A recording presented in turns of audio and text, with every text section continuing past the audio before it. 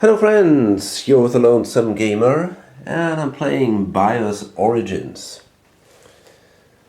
So we're at the end of Epoch 2. There's just the Comet card left, which will then end it.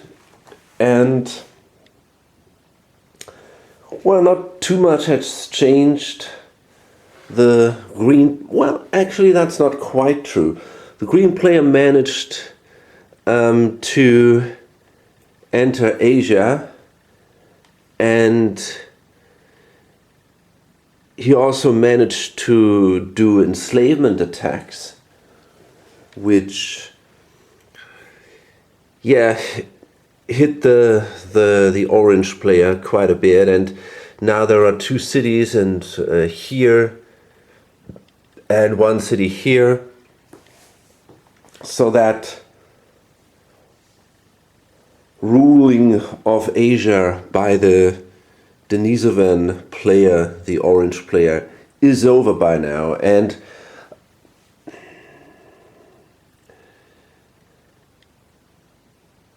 if there ever was some kind of balance between the orange and the green player, where we could have said, okay, the orange one was the one who had map control while the green one was technologically advanced, well, that definitely changed by now.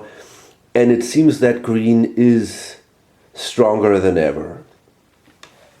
They have 6 cities. Orange has 1, the other have none. And this is a scoring card which is about cities. So when this card is now taken, this guy will get 3 points, which just indicates how far away he is at the moment. He's really under control of this game, at least it seems.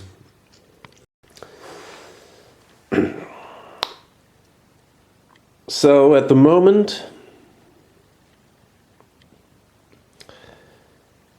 it's black, and he could play his bellwether card to change philosophy to abolitionist.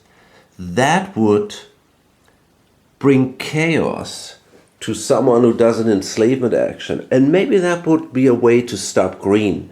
On the other hand, black is right now not totally under pressure from green. It's more likely that they will hit orange. So he might say, hey, maybe that's not my problem at the moment. On the other hand,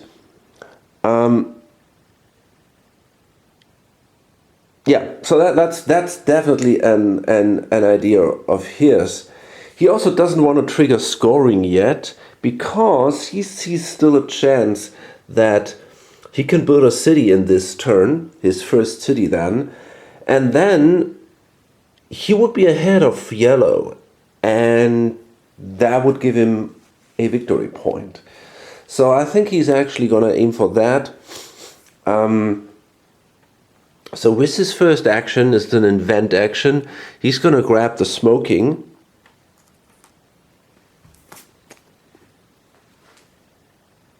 And there we go. It's the strange human habit to willingly breathe smoke likely originated with the shamanic use of cannabis, opium, or tobacco.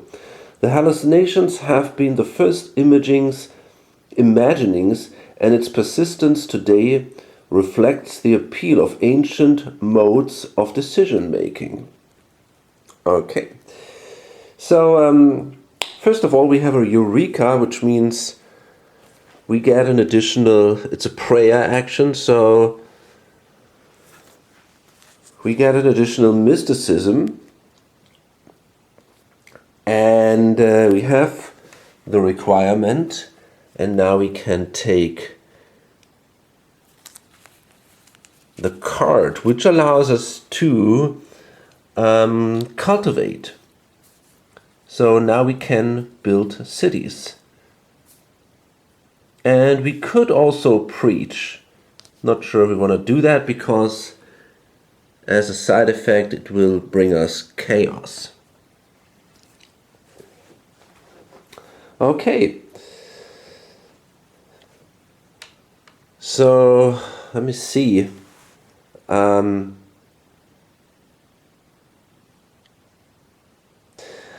can now spread as a second action.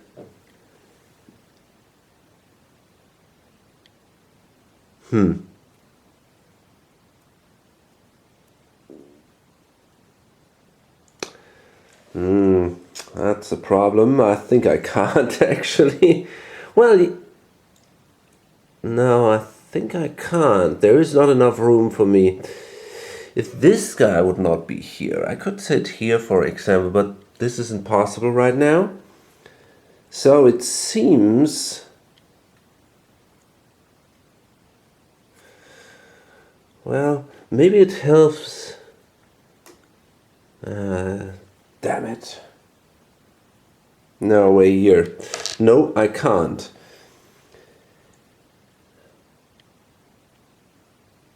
It's odd, even if I build a city here, it doesn't really help me.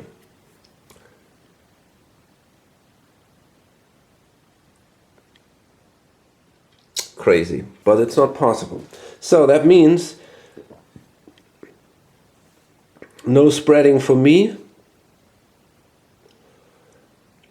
So all I can do is I can do this cultivate action, the finger millet teff, whatever that is.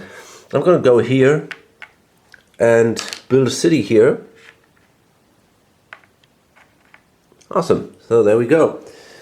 And that's the end of my turn. It's probably now this guy who will trigger the scoring. Although he's just second, but still, it will give him the bellwether card. And the important thing about that is then he can change the philosophy, and that again will allow him to prevent the green player from enslaving him. But he can only do this next turn. Instead of challenging the gods, you can play the card. You cannot play the card immediately when you draw it or something. So yeah, this is it. The Age of Empires is over, it seems. And so everybody suffers a chaos first.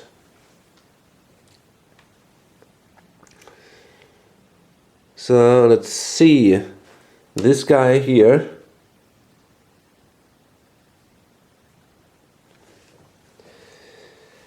This guy, well, that's not great at all.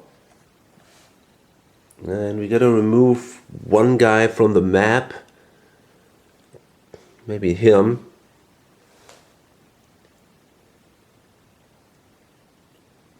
And yep, he is in trouble. He will suffer a revolution, which is really bad for him. And then it's him here. And it's also starting to get a little critical here. More than half of his... I mean, he has now more dissidents than he has... Let's put it that here. Then he has diversity, and that is a problem because that can lead to civil war. Okay, now this poor guy is in a really bad situation. So the first thing, if you have to have a revolution, is you have to quell your dissidents.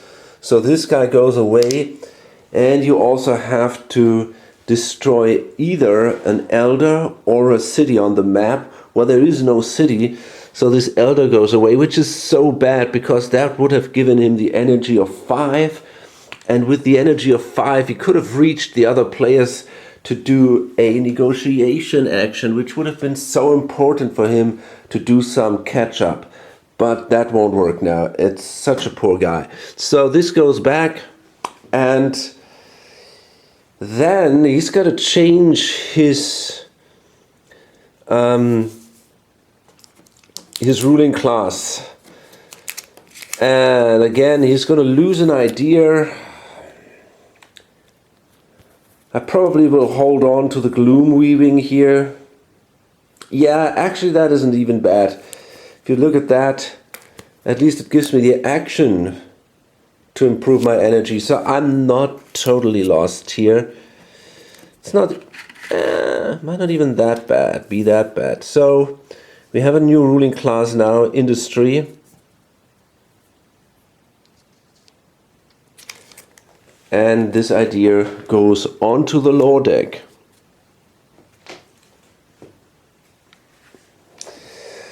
Okay, that was the chaos.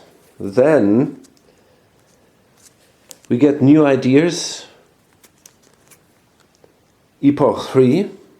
Oh, actually I should have, well, not that it matters anymore, but I should have placed this thing here, I guess. Then each awarded victory point chits. Okay, number of players with fewer cities. So that means green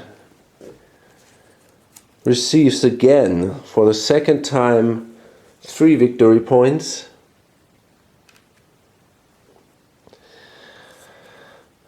Orange 2.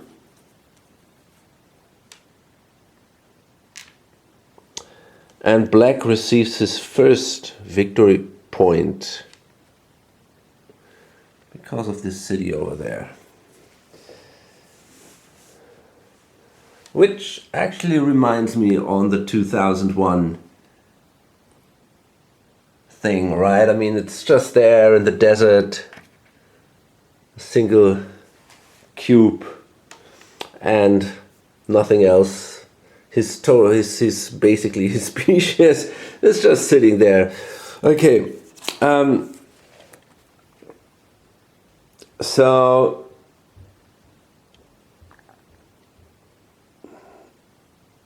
this is it, and then this guy can keep the card as a bellwether card. And I'm thinking about doing an election here. So basically I would have to quell my 3 elders. That would mean I had to destroy 3 cities, but then all these dissidents would be gone. Honestly, I don't think I have to do this. If a revolution comes, it might not even be so bad. At the moment, the revolution would be triggered by the cultural ruling class, because it would be always the lowest foundation just turned around. So this would be the cultural ruling class. And my ideas are both cultural, so I could even keep the ideas, and overall it might not be that bad. So therefore I think I won't do this election and avoid taking that big hit right now at this quite critical stage of the game. Instead I'm going to simply do an invent action. I cannot take the card, sadly, because I don't fulfill the requirement. I would need a working animal to do that, but I don't have any animals, so that won't work. But I can increase my Eureka, which is worth something, I guess. I can increase my footstep thanks to the Eureka action, so this goes now to 3 too. And, well, I should have done that before. Now I can, yeah, but I'm gonna spread anyway. I'm gonna still do that. I could actually build a city somewhere, maybe, with a prospect action. Let me see where this is possible. I could do it here. Oh, it's I already have one there. Well, then maybe here. I think I'm gonna get the silver there,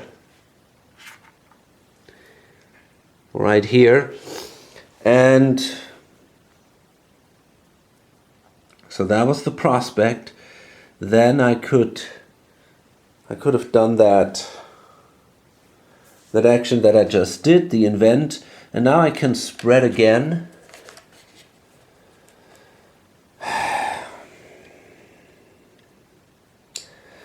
Of course, this guy can enslave me again, and that's not great at all, but I don't see right now anything to prevent that from happening. So I think I'm going to spread here. Can I do that? Yes, I can. That blocks a little bit the white guy, but that's okay, I think. So just moving from here down there. And funny thing is, I still don't have boats.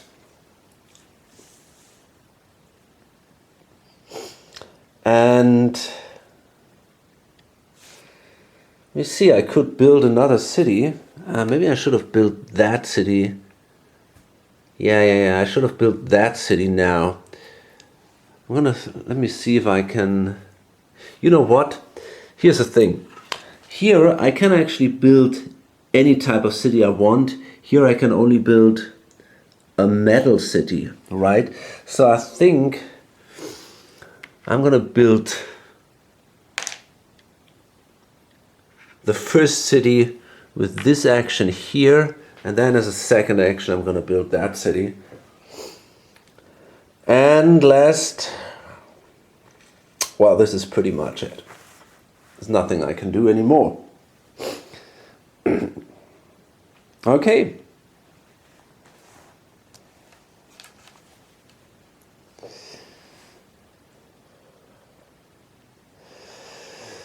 And now it's this poor guy. You cannot challenge the god, there's nothing out there. So let me see what I can do. I think I'm going to move with one of my guys here a little bit in the east. And then I'm going to increase my... God, I'm not really focused. I should have done my specialized action first. It's sometimes hard for me to really focus on following the right order here, because some things seem more interesting than others, and then I tend to do them first. But yeah, I should really follow this order here. So let's see what's out there. There are a lot of new inventions possible now, and let's see what we can find. So I'm going to go on these parchment scrolls here. They will allow me to do... I forgot, there is a cull action, but that doesn't affect me. Yeah, I can go on the parchment scrolls, because they allow me to do an additional negotiation action. And if you are behind, this is a very good way to get ahead. Then I'm going to spread, as I already said. I want to move it here and hope nobody attacks me. You know, if they want to do that, they can do it anyways. This guy from here, for example, he could reach me and enslave me. And yeah, it's possible we see that. But on the other hand, right now, I'm not his main competitor, so why would he want to do that? And then I can increase my energy.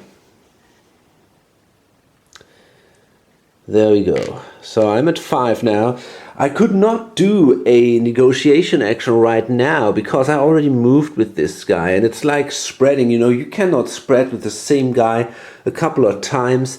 And with a negotiation action or trade action, I had to move here, for example, to do the trade. So I cannot do that twice, except if I had this war animal. That would have been a difference, but I can't do it that way. Okay, so I'm done here. And now we go again to the leader, and that guy is, of course, again willing to challenge the gods. And we see what that does. Okay, this is logic.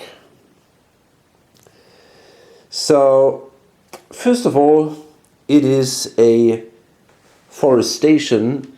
So, a desert becomes a forest. Gotta find something interesting here. How we can, for example, hurt green. We could also hit the poor black guy and kill off his last city. That's tempting to do things like that, but I mean, maybe I should. Okay, so yeah, I think I actually have to do that. There is just no other interesting target, so I'm gonna destroy that city. Poor guy. So he gets a refugee instead. Only question is where to place him. Wow. Oh boy, that really sucks. I mean, well, I guess he goes here. So he's now totally trapped.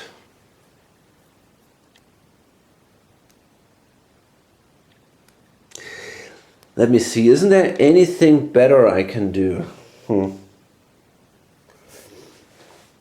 I don't think so. My problem is that I cannot, I'm still hunter-gatherer. I cannot move along desert or nor jungle, whatever. I'm totally trapped in here. So I cannot even trade with other people to kind of advance somehow. I'm completely isolated, and that really screws me over.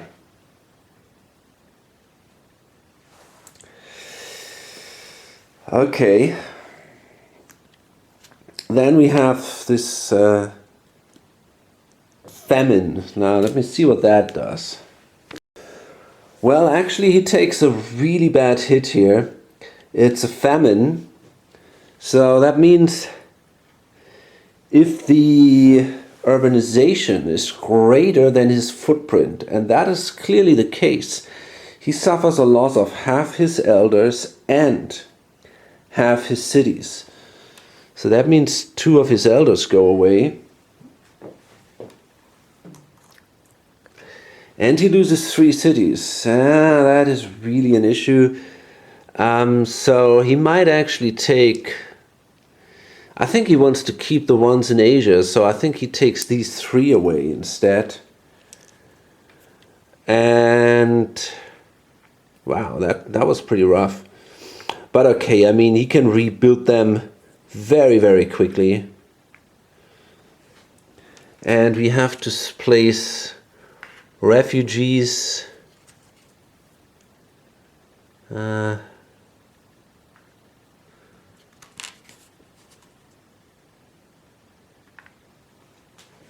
Okay, this is it. And let's check the card here. Is that a card that I'm interested in? Ooh. Interesting question. I think, yeah, why not? I mean, it's a free card, basically. And, I mean, it's not free, but it's a free diversity symbol. The card isn't super good, but it's not bad either. So yes, I'm interested in this card. The question is, how much do I want to bid? I cannot outbid this guy. The question is, do I want to spend my 2 elders? But then I will not have the option to take this outrigger card anymore. Or do I want to bid only 1 elder? I think I will do that. I think I will do the latter. I think I want to bid only a single elder. So if this guy wants it, he has to bid 2. And then he won't be able to take the parchment scrolls anymore. Is that a problem for him? Well, hard to tell. Actually, I think he's going to take it anyways, because this one is science. And that allows you to take cards out of the lure deck. And I think he might be very interested in this. I mean, usually these cards aren't too great, because these are old cards, which is a little odd that you can't take with science. You can take basically the old cards from the deck. That feels a little strange. But still, you know, I think this might be something I'm interested in. And is it? Or do I want to say, hey, I want to negotiate. That is more important for me than getting this thing. Tough call. I think I want this card. I think it's not bad. So I'm going to spend 2. And it's kind of a shame, but still, I think it's a good card. There are technologies in the lore deck. I think I would not be allowed to actually search it. So I kind of cheated here. I think you're not allowed to search the lore deck. But, I mean, yeah, I know now that there are technologies that allow me to do trade anyways. But I should have not be able to check that. Okay, so I get the card now. So that's my first foundation, finally. At least something here. And oh, let's check it out. It's a Eureka, so that brings me to 5. Or not to 5, but it allows me to move 1 space ahead here, which is good. Logic. Human are the only known species to reach conclusions objectively by means of concepts derived from sensory evidence. These follow non-contradictory rules discovered by Aristotle. Okay, yeah. So there's no requirement for this, by the way, so we can simply place it here.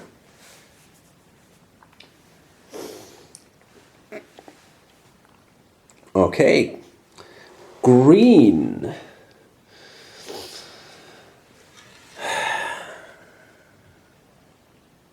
Well, green can do another enslave action, and they will. So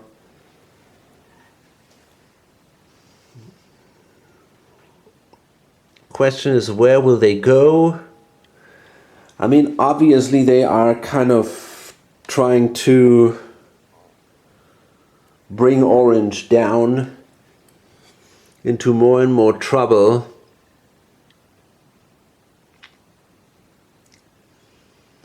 So I think I'm going to simply move here, because orange could maybe then build a city here. Although they can only prospect, so still, I think I'm going to do that. I think I will move here, take this guy out, and orange suffers another chaos, so he's now really close to a revolution. He has no more space, 1 more chaos and he'll be gone. I mean, his ruling class will change.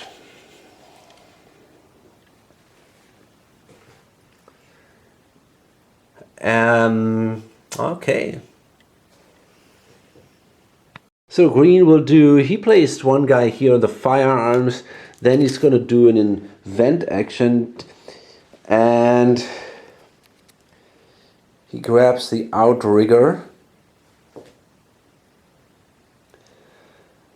Double outrigger sailing canoes made the Austronesians the greatest seafarers for over 1,000 years. Spreading from the Chinese mainland, these early Polynesians reached Samoa by 1200 BCE, Hawaii and Madagascar by 800 CE, and New Zealand by 1000 CE. Fine, so I don't get too much advantage out of this card, to be honest. But it's also not bad, and I can do enslavement actions, and that is something we definitely want. I think I'm gonna go full on enslavement here. Let me see. Is there anything I don't really need anymore? Maybe I can... it's a little tricky because... Damn it, I'm not even sure if I really want that card. Looked at it like a great idea earlier, but now... Honestly, I don't know anymore.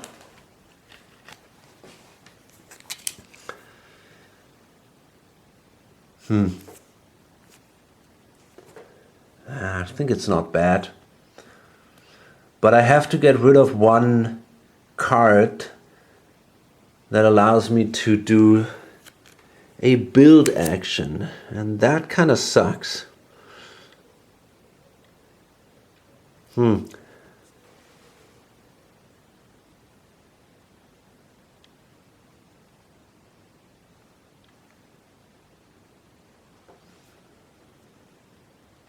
You know what? I think I'm gonna get rid of this card here. There's no big difference between... I mean, there is a difference. But I think the main difference is that I get an enslavement action that I don't have by the other card. So it's basically just some kind of advantage here. A little bit of... And I can keep the others. Okay, fine. I cannot get the Eureka advantage because I already have that. Okay. And this is it. With my invention, I can now spread or build a city, and I think I want to do the latter. I could again build a city here after my earlier one was destroyed. So there we go, and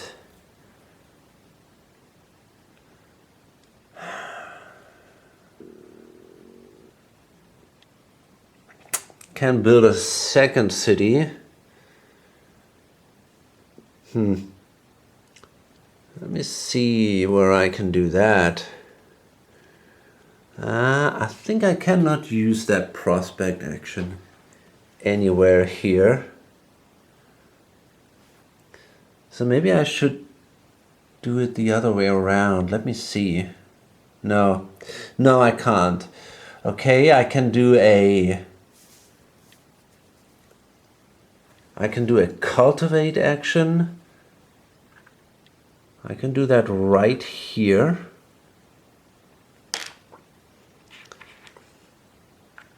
There we go.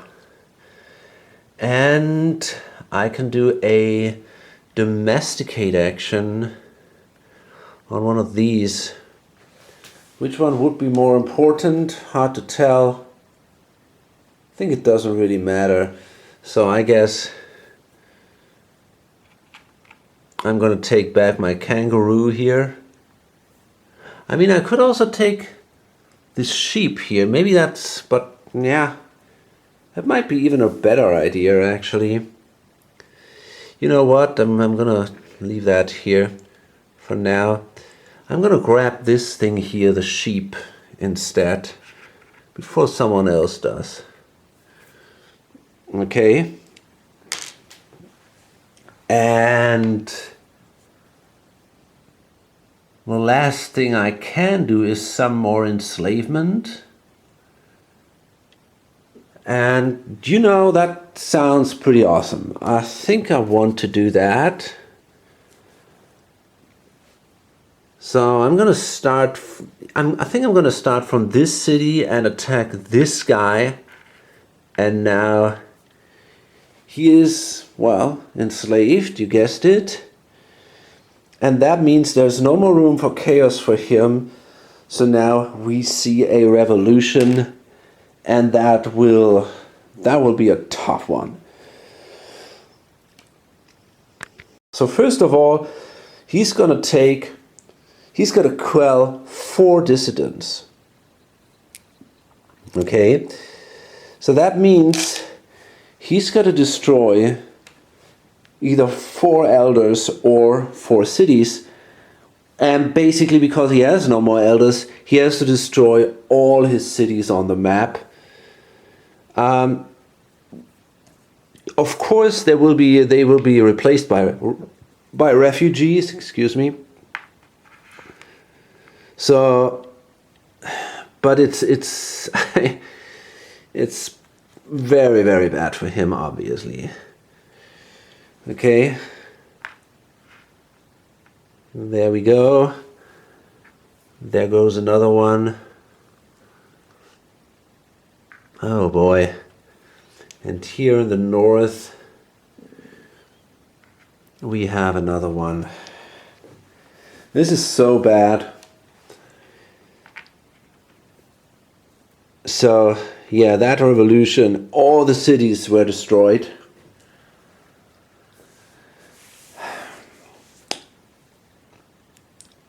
Okay, now all the dissidents are gone. What happens next? Well, the lowest class, the lowest foundation, they triggered the revolution.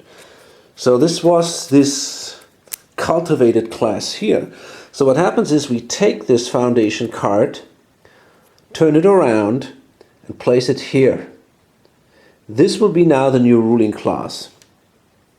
In a chaotic revolution, you cannot choose your new ruling class. It has to be the one who is at the bottom of your tableau. However, if you don't have any foundation at all, then you can choose to take one of the others. Like, I think this guy did that just before, right? He didn't have a foundation, so he could choose. But in this specific case here, where there are foundations, which will usually be the case, right? Then he cannot choose. And now these cards are also changed.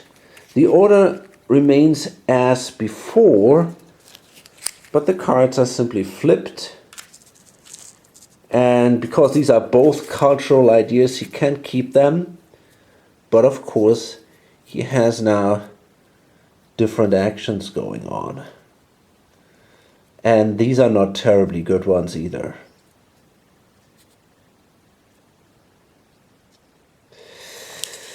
Okay. So these foundations, they remain there, right? And if he changes his ruling class, he can use them again.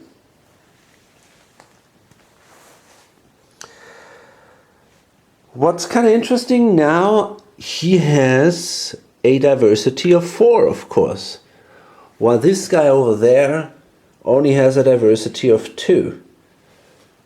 So at the moment, that would give him 3 victory points in this area.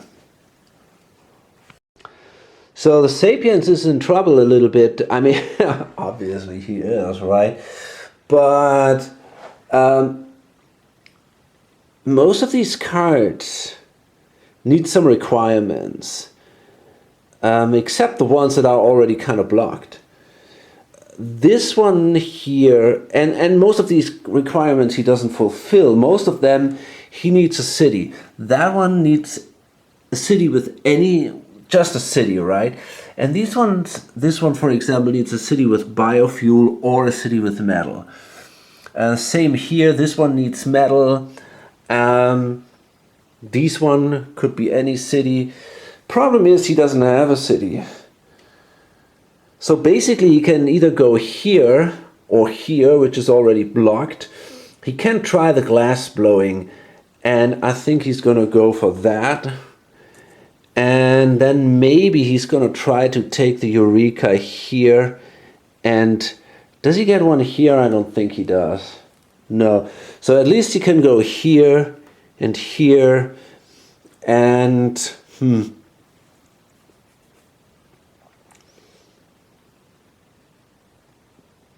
I think this is pretty much it. He could place another guy, I don't know, just because. I don't know, I mean,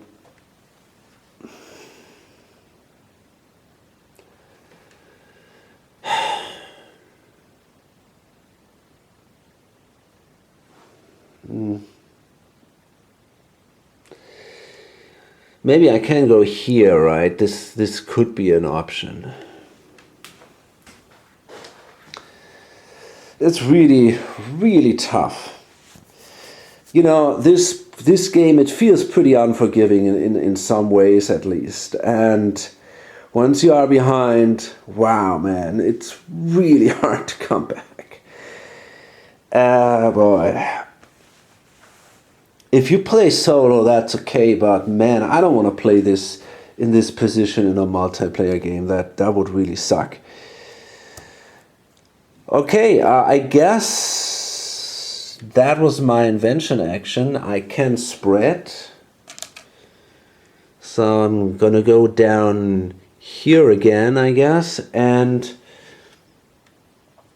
let me see. I could do a cultivate action. Sadly, there is nothing to cultivate here. This one was taken by the jungle. So I cannot build a city. This is clearly a problem here. So, well, but yeah, okay. This guy now plays a bellwether card. For the first time we see this in this game. So it goes away, and now he has the option to change the philosophy of the game.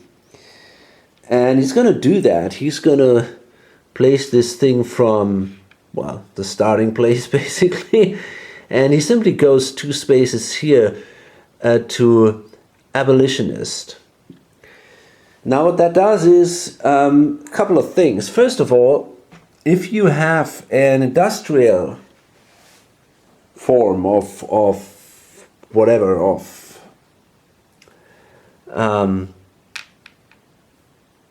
civilization, if your ruling class is industrial, you get a bonus of 1 when it comes to the auction of the epoch cards.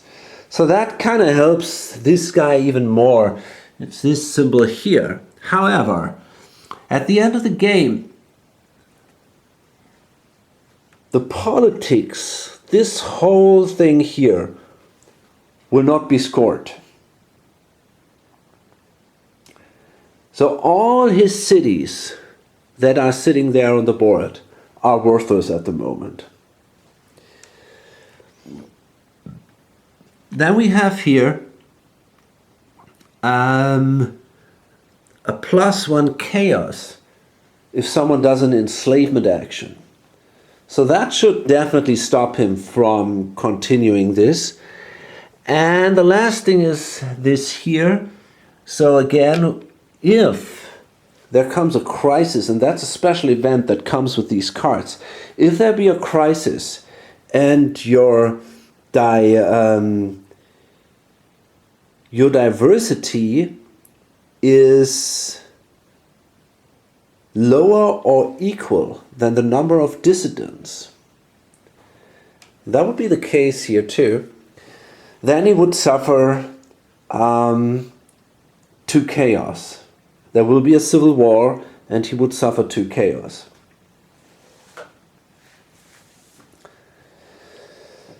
So I think overall that brings me in a better position, and him especially in a little bit of a worse position. You know, this enslavement tactics doesn't work anymore.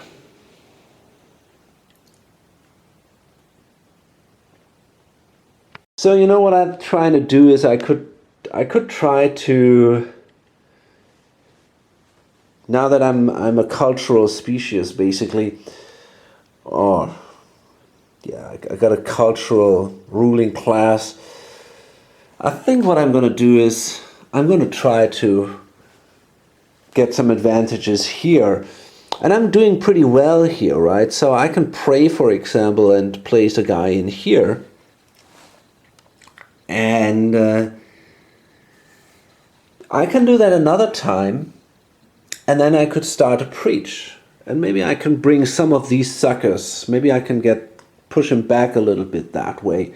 Preaching isn't that terrible. I mean, you could say in this game you have basically 3 types of warfare.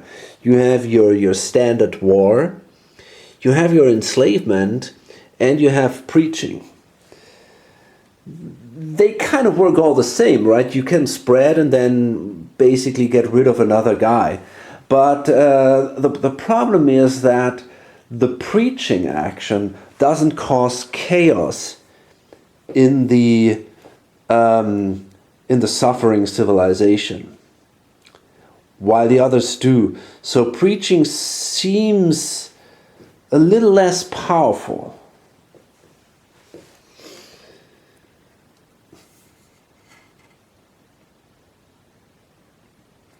Okay, now let's see. We can do an invention action, and I gotta find something to do over here.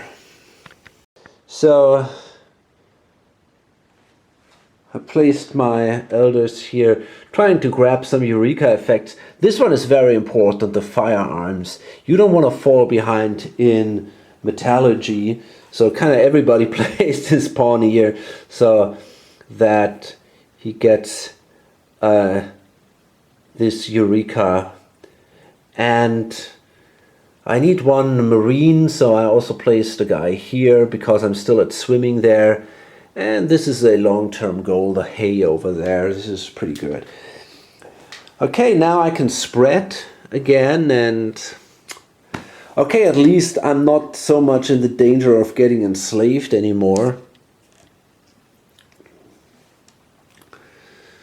So the question is, where do I want to go? What exactly do I want to do? At the moment I can still build cities, but only in metal areas. And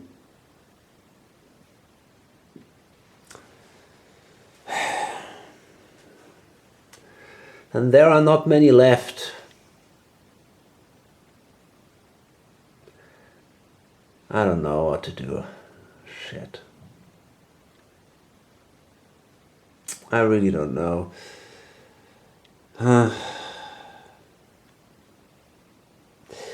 You know, I might as well go here. And next, I can now build one city. I can only build one city per turn. What the fuck? I'm gonna build a city here, grab the tin here, right? I mean, right now the cities aren't that important anymore anyways. It's not scored at the moment, so it doesn't really matter. But, you know, philosophies can change, and maybe it will later in the game. And this is it. I could preach, but there's nobody I can reach, so I can't preach. Because I have not more mysticism than he does. That could change, though, pretty soon.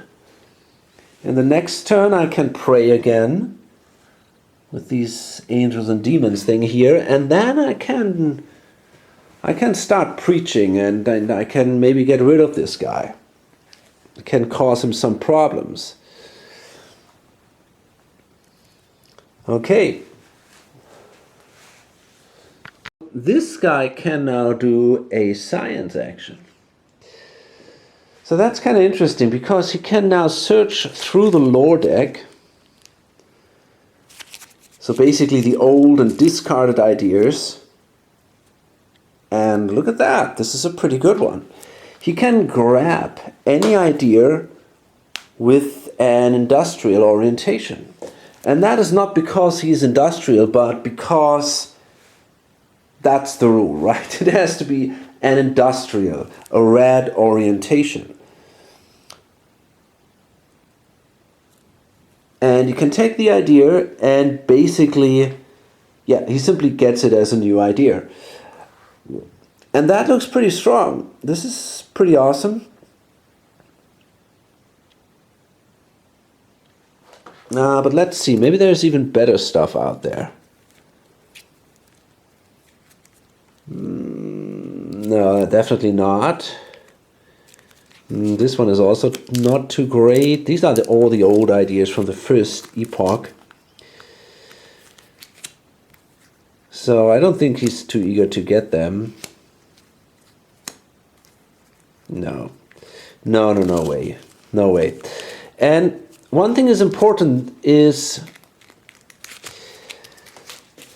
the ideas that are discarded during the change of an epoch, they do not go into the lore deck.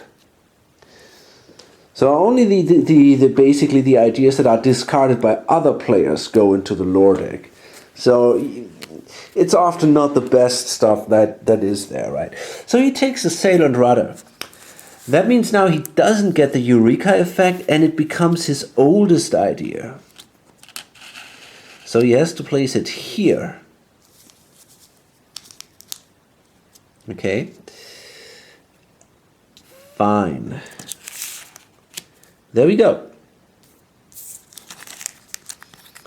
So that was a neat action. And now he can do his other elder action, invention or whatever. And I mean, he's got also he even has 4. Look at that. This is also pretty impressive. So he might now place, in theory, 4 of these guys. He also wants the firearms, which is obviously really important. And then he might consider going, I don't know. Okay, I'm going to expand a little bit. For example, here, I'm kind of eager to do a prospect action here. Maybe, if I'm lucky, I can. So my first steps out of Africa. I came from Europe, right? And then I hang out here in Western Africa for quite a while. Now I'm trying to get out of Africa. And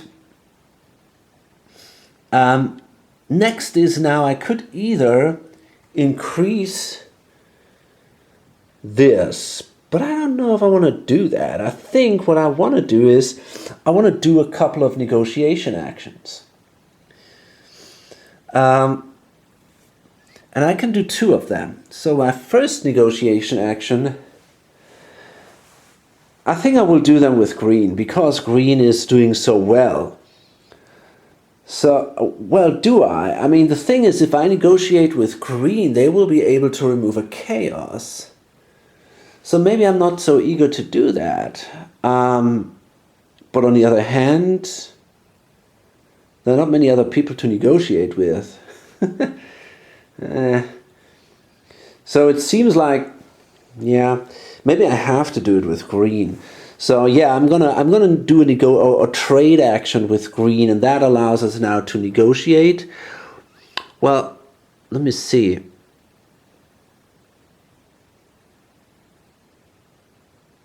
I have a maritime of 2, so I could maybe negotiate with him. The question is, yeah, I have the windmill, so I can go between the ice. So if I go 1, 2, 3, 4, 5, I could either go here. You know, that's even better. I'm going to negotiate with orange. I think orange might not be that good, but I think they're good enough, and they don't get this advantage that they can remove a dissident. I don't want to give that advantage to green. Because, yeah, trading gives you 3 types of advantages. Either advance a technology where the other guy is ahead, or remove a dissident, or move one guy from anywhere on a brain placket to free will. And now obviously, if I do a trade action with orange, orange doesn't get a lot out of this. So that's what I want to do. I can basically simply spread from here. I don't take this guy because he will go away. So I move here, remove him again, and then I can do this. We can do the trade. We do the negotiation. I want my metallurgy go up, and he wants his maritime go up. Well, fair enough. And then I have a second trade action. And I'm going to do it again, and I'm going to do it the same thing again. So I can now choose again what I want to move up. And I think I want to increase my footprint a little bit here. There we go. And for him, it's an interesting question. He's got two options. He could either increase his maritime again. Well, is that so great for him? Hard to tell. I mean, he could also increase his information status, which might also be valuable.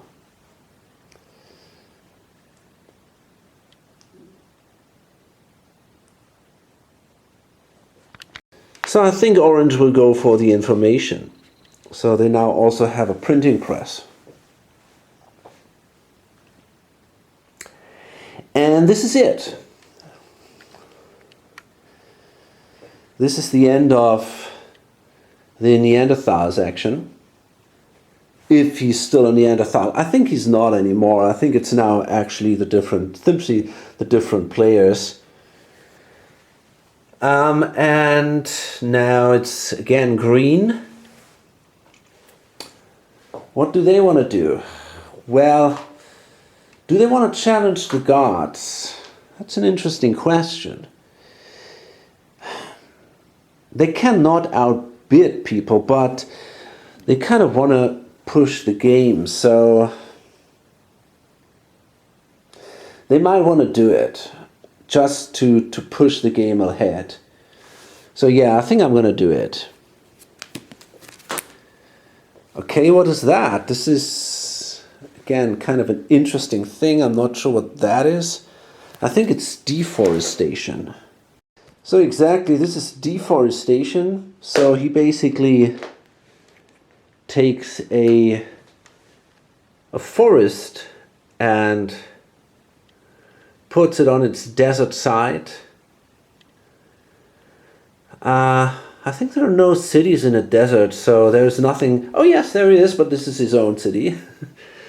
So there's not really. Oh, now that I see it, nobody else has a city. So, you know.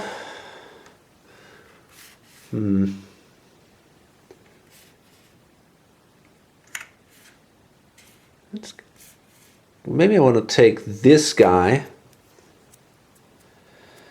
But where to place it?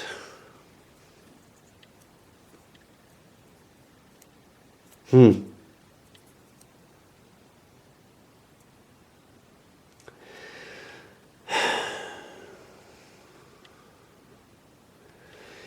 know, I don't know, man. This is... Have I spread? I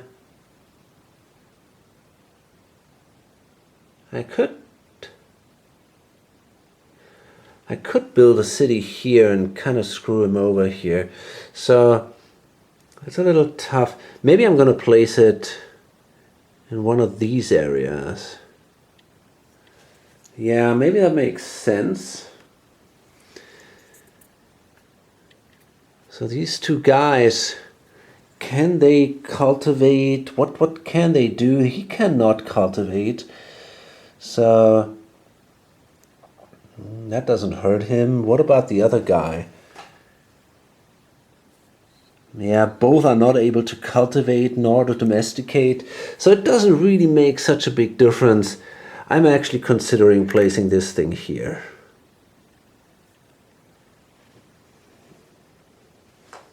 Maybe that hurts both of them a little bit. So I don't know if it's a big deal, but yeah, let's do that. Okay, cool.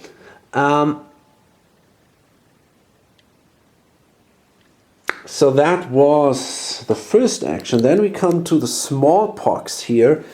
Again, I have to check here. This is a little bit...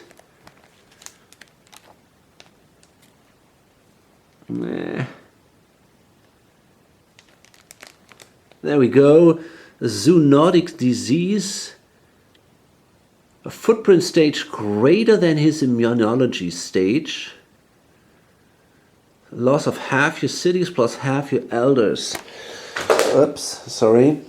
So footprint stage greater than immunology. We have a footprint of 3 and immunology of 2. Except for me, I have an immunology of 4. So that means all the others suffer from this. Except Black, because he is at footprint 1. So that means these two guys will. Well, let's see. I'm going to start with the orange one. He has 1 city, so that is not affected. He loses 1 elder. Okay, so I think he's going to simply remove this guy here. And then his immunology goes up 1 space. Same with this guy, but he loses no city. He loses...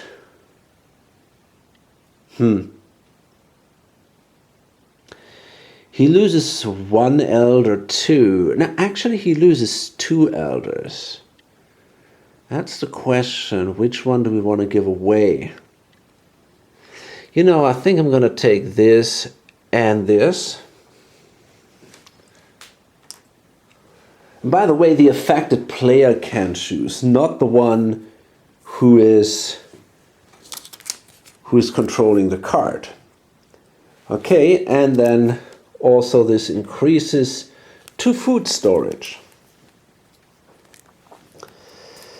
So these were the smallpox, and now we have this metal coinage.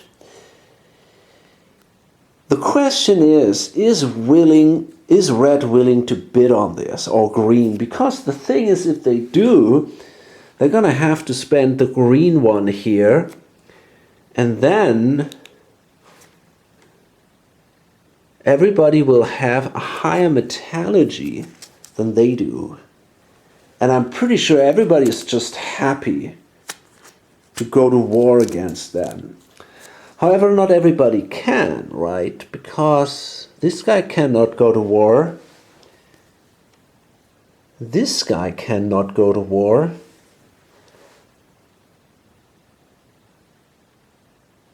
This guy also couldn't go to war. Nobody has a war action. So actually it's not that important right now. So, but on the other hand, I mean, I need more diversity, right? It's as simple as that. I need more diversity because otherwise there is more danger that I suffer from chaos. So I think I want to bid on that card. I want to bid 1.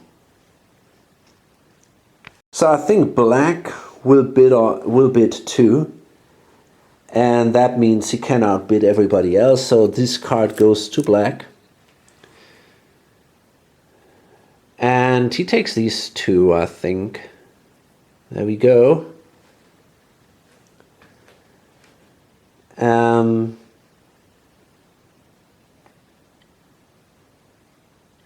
Yeah, I think I will do that. Okay, nice. So these are the metal coinage.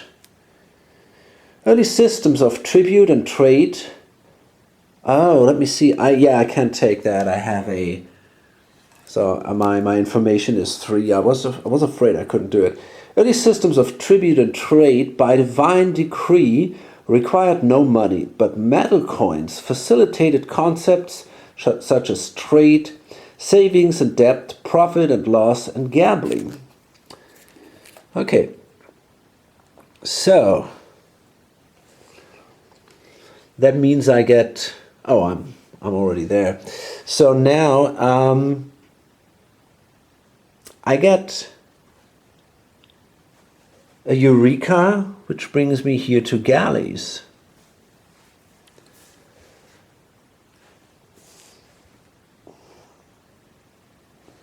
Okay, now even for Black, it looks a little less grim than it did a couple of turns ago.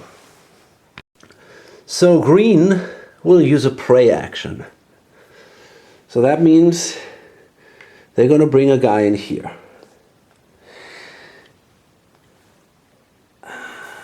It's interesting because, you know, it looks like Green is so far ahead.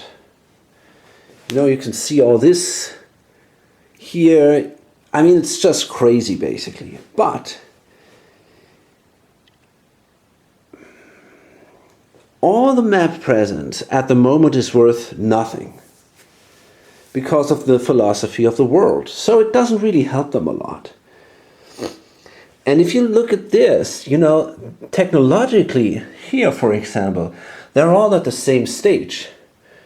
And in diversity, he's even behind. The thing is, though, if he does an election, for example, and he might want to do that, then his diversity will go up massively. But then his map presence might go down quite a bit. But I think he's going to go for an election now because diversity is now more important than before. The next scoring, and there's just one card left, will be the diversity scoring. So I think he will actually do an election pretty soon. And yeah, but if you see, you know, everywhere here, it's very close. The technologies, you know, it's all super close. Nobody is really a lot ahead. And here, he's just one ahead in mysticism. And only the cities, that's where he's clearly doing well. But that's what doesn't matter at the moment. So he's got to get these dissidents away. And then he will be very good in diversity. And that's then where his big advantage lies.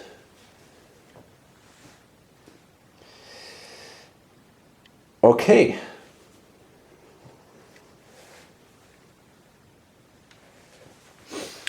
So let's see what he can do here. Yeah, so I think he's going to do an election now. This is very important for him to do that. So for an election, first you have to remove all your elders from the market. So they go back in here. Then it's basically similar to a revolution. The only difference is, or to some kind of revolution. The only difference is you can choose from any possible ruling class. So he might even stay where he is, and that's the cool thing, right? So he now does an election. He destroys 4 of his dissidents, so they all go away. That means he has to destroy 4 cities. Yeah, okay, that sucks. So it's 1, 2, and we gotta place another guy here. Let's take one here. I mean, it's actually not that bad. He can even take this hit without too much problem, it seems. And then maybe one guy here, you know, he's so great. He's got all these city building actions. So I think most of these cities will show up in this turn actually again. I think he can build 3 or 4 cities per turn. That's just insane. Okay. So these are all gone now. And he chooses to stay here, of course, because this is where he is the best. Now he's got 1, 2, 3, 4, 5, 6, 7 diversity. So this goes up like crazy. He's sitting here. And I think in the end, that's probably what will win him the game, right? Because this doesn't. So it has to be this. And he's just doing amazingly good here.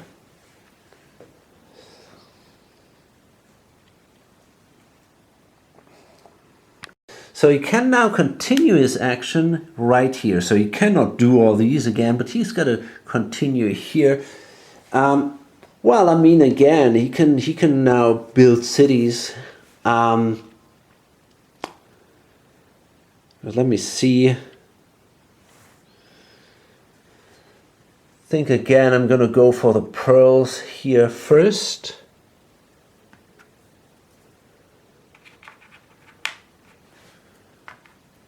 So this is my first action. That was that one, right? And then I can go here with my next action. I can do a prospect anywhere. So I think, tough call. I think I want to do it here. The ruby. There we go. And let's see. Then I can do a cultivate action. So I think I might want to go for the sturgeon here.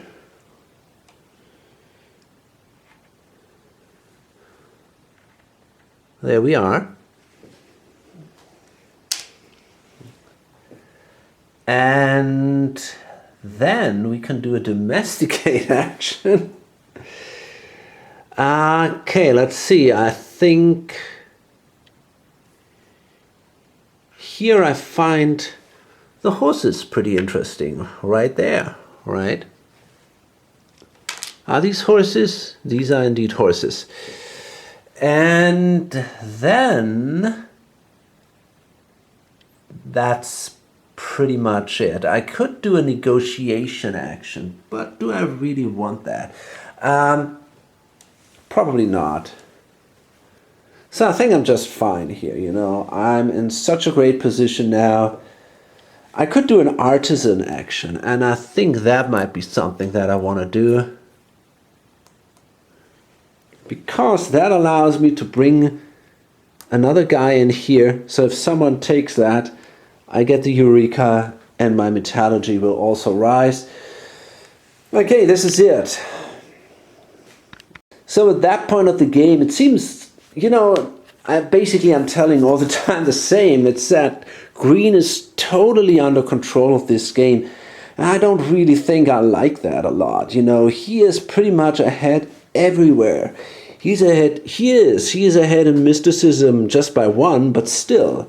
And he also has the most points. So actually I think he's ahead by 2 points here. We don't even have to discuss this area here. He's ahead by 5 points, but at the moment that's worth nothing. And here he's ahead by 3 points. So I don't know.